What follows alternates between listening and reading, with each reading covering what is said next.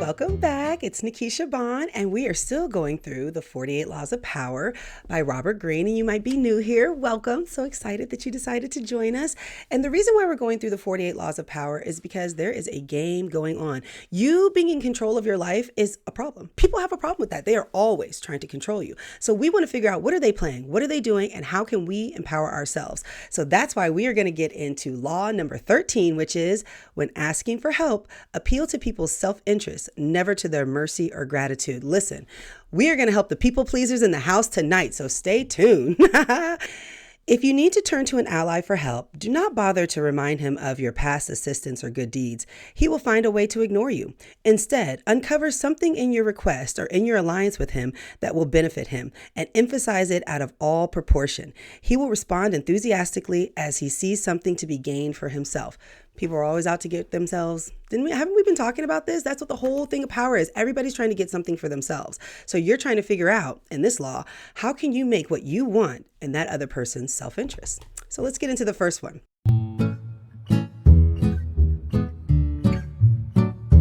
In your quest for power, you will constantly find yourself in a position of asking for help from those who are more powerful than you. There is an art to asking for help, the art that depends on your ability to understand the person you are dealing with and not to confuse your needs with theirs. That's very important. When you're trying to look into somebody's self-interest, you can't confuse what you want with what they would want. You have to put yourself into their shoes.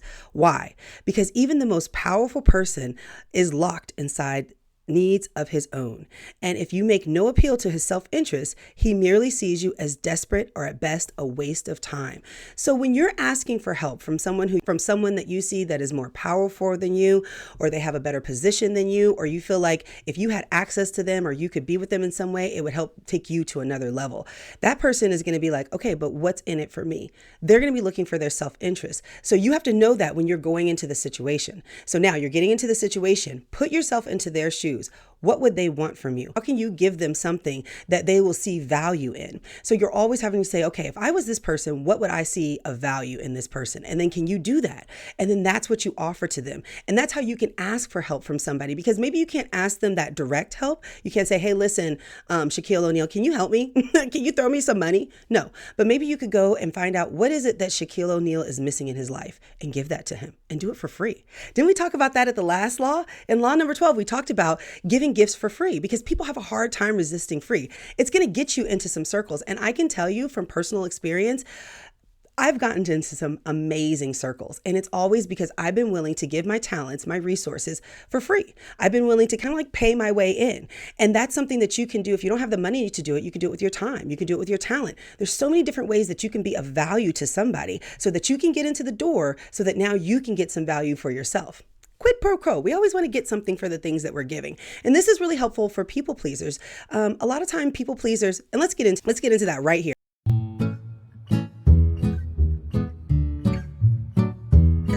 Self-interest. Every person you deal with is like another culture, an alien land with a past that has nothing to do with yours. You can bypass the differences between you and him by appealing to his self-interest. So this is where I think a lot of time, and I love you people pleasers. You guys are so wonderful. My daughter's a people pleaser. I worry about her, but I love you guys. You guys are amazing. But you guys, I know you guys are waiting for someone to do it for you because they should. It's the right thing to do, right? I've done this for you. You should do it for me, right? It doesn't really work like that. So you have to start thinking of, why would this person do it for me? Why? Why would they do that? If you just ask yourself that question, why, if I was that person, why would I do it for you? That's a great way to put yourself into that shoes. Would I do this for them? And how can I make what I want in their best interest? I think we've talked about that in a previous law.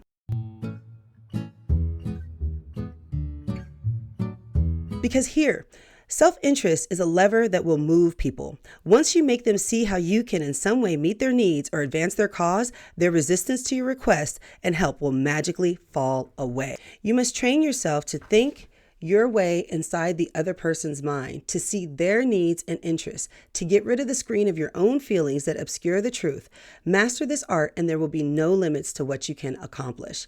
So how can your request benefit the other person? That's the main thing. You're just looking at, how can this be something that they just can't pass up? There's no way that they can say no to it. That is the main thing that we're learning about this law, is don't approach a situation with what you want. you know what you want, right? That's already in your plan. So now that you're in the situation with this other person and you need them to do something for you, you got to get into their mind, figure out what they would want, and make the situation appeal to their self-interest. And I promise you that will help you with so many things in life. It will let you master almost anything, because people are going to have a hard time saying no when you're making it in their best interest. They're going to have a hard time. Why would you say no if it's in your best interest? Now, this is really interesting. Guys, I had there's like a little self-reflection here on the reversal of the law. So let's get into it.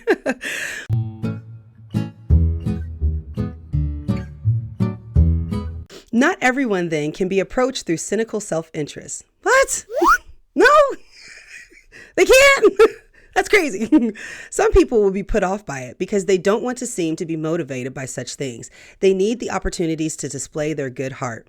This was really eye-opening to me. I did not think that people would be put off by things that seem transactional or seem win-win or seem that are in their self-interest.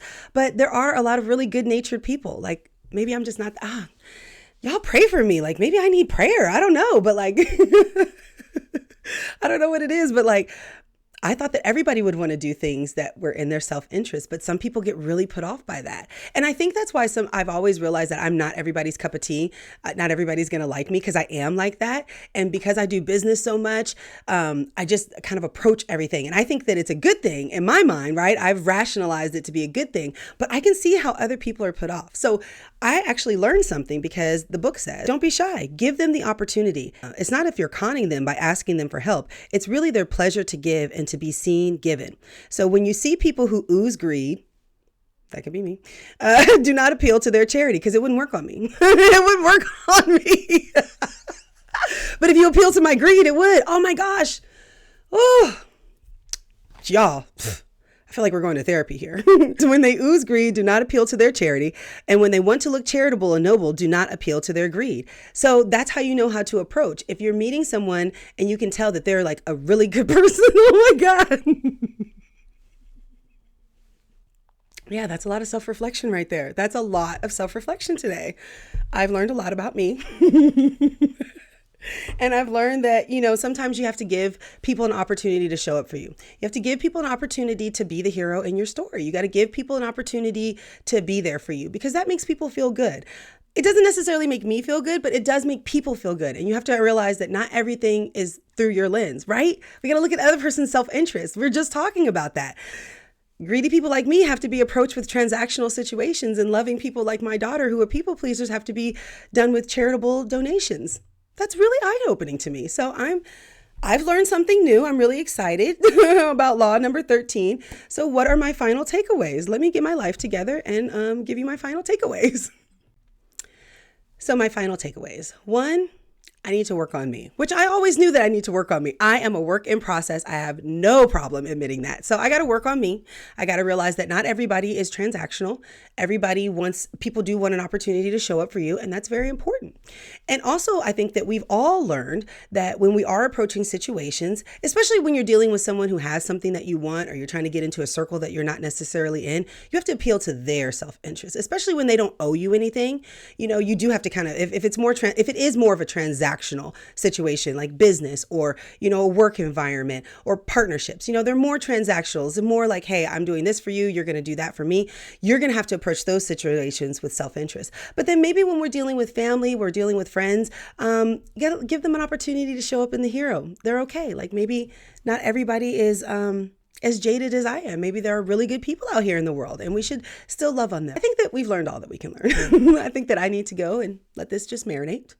And we'll be back on the next time. And don't forget to like, comment, subscribe, and make sure that you share this with someone, because if you know someone who's a people pleaser and they need to be empowered, this is going to be the video for them. Have a great day.